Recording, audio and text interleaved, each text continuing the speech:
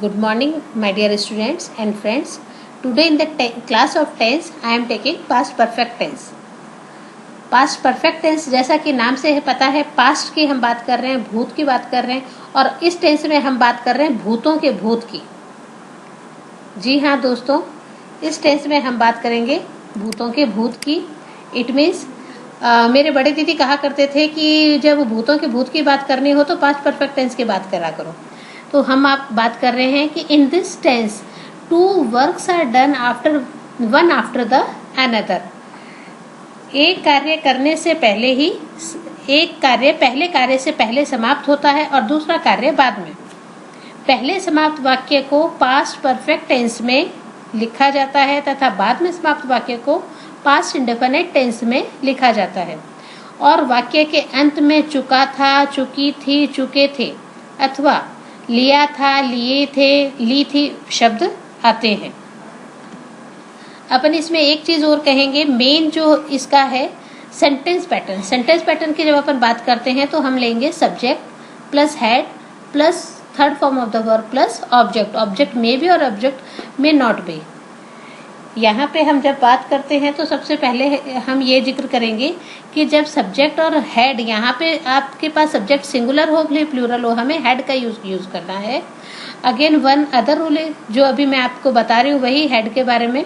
Subject में भी singular और plural, only helping verb had is used here, not other than any other helping verb. एक और जो मोस्ट इम्पोर्टेंट बात है वह यह है कि हमने बात की दो कार्य समाप्त होते हैं, तो जो पहला कार्य समाप्त होगा उसको हम पास्ट परफेक्ट टेंस से शो करेंगे और जो दूसरा कार्य समाप्त होगा उसको हम पास्ट इंडेफिनिट टेंस से प्रयोग में लेंगे। One more important hint for this one, जब हम दो वाक्यों की बात कर रहे हैं, दो वाक्यों को बिफोर या आफ्टर या कंडीशनल है तो इफ से जोड़ा जाता है, तो अपन देखेंगे कि बिफोर शब्द अगर वाक्य के बीच में है, if before in between the sentence, then first in the first fill up we will use past perfect tense and in the next fill up we will use past indefinite tense।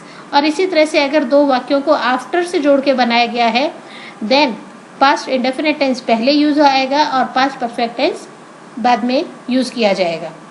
Conditional sentence की अपन बात करें तो हमें क्या, conditional means if plus past perfect tens plus would या would have या should have plus verb की third form. यहाँ पे जो रूल्स हैं मैं आपको बताना चाहूंगी। सिंपल सेंटेंस के लिए subject plus head plus verb की third form plus object, and same with negative. अगर नेगेटिव है तो हेड नॉट लग जाएगा, और इंटेरोगेटिव है तो हम सब्जेक्ट हेल्पिंग वर्ब जो है हेड वो सब्जेक्ट से पहले यूज हो जाएगी। Head plus subject plus verb की third form plus object plus question mark. And in the last one, interrogative negative sentence, we use had plus subject plus not plus verb की third form plus object plus question mark. So we are taking the same sentence. I write a letter. In the simple sentence, I am putting I had written a letter. इसी को अगर negative बनाते हैं तो I had not written a letter. Same if this sentence is used in the interrogative sentence, then we will take helping verb firstly, after that subject, after that third form of the verb and object. Had I written a letter? And in the interrogative negative sentence we use had I not written a letter with question mark. Again and again I am pointing out, interrogative and interrogative negative बोलते हैं तो हमें question mark put up करना होगा। Second one is, अगर आपके पास में singular subject है तो भी हेड का ही यूज होगा। Yogita had written a letter, Yogita had not written a letter.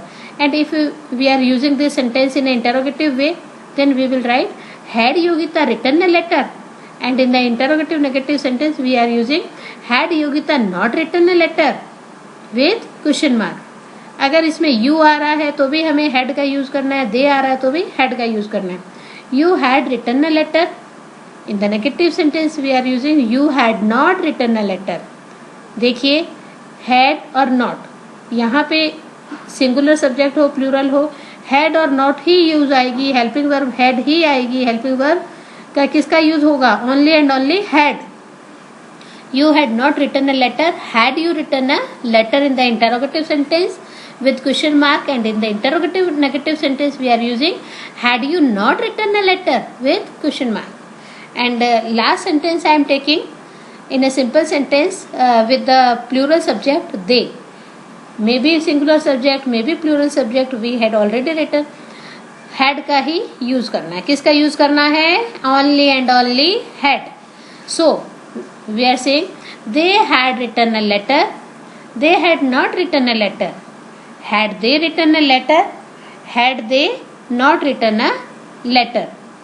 And in the last we are taking exercise. The patient had died. The patient had died before the doctor came. देखिए मैंने आपको इसको बोल के बता दिया है फिलअप को. मैंने एक एग्जाम्पल दिया था आपको कि अगर बिफोर लिखा हुआ है तो बिफोर से पहले वाला फिलअप आएगा तो हम लिखेंगे had plus third form of the verb, और बिफोर के बाद में फिलअप है तो हमें लिखना होगा past indefinite form. It means only second form of the verb. तो यहाँ पे हमें लिखना है the patient had died before the doctor केम. पहले कौन सा काम हुआ? मरीज का मरना. बाद का कौन सा काम हुआ? डॉक्टर का आना. हिंदी में अगर अपन इसे बोलेंगे तो हम कैसे बोलेंगे? डॉक्टर के आने से पहले ही मरीज मर चुका था. देखिए यहाँ पे सेकंड में I thought, I fill up tell you.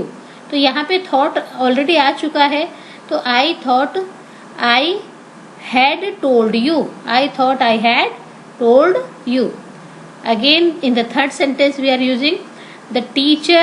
fill-up में finish verb अपने को दी हुई है. the course before the examination began. हमारे पास में before का hint है, हमारे पास में begin का hint है. it means हमारे पास में एक second form of the verb use हो चुकी है. before हमें indicate कर रहा है कि मेरे से पहले अगर कोई वाक्य में खालिस्तान आता है तो आपको had plus third form, it means past perfect tense का use करना है.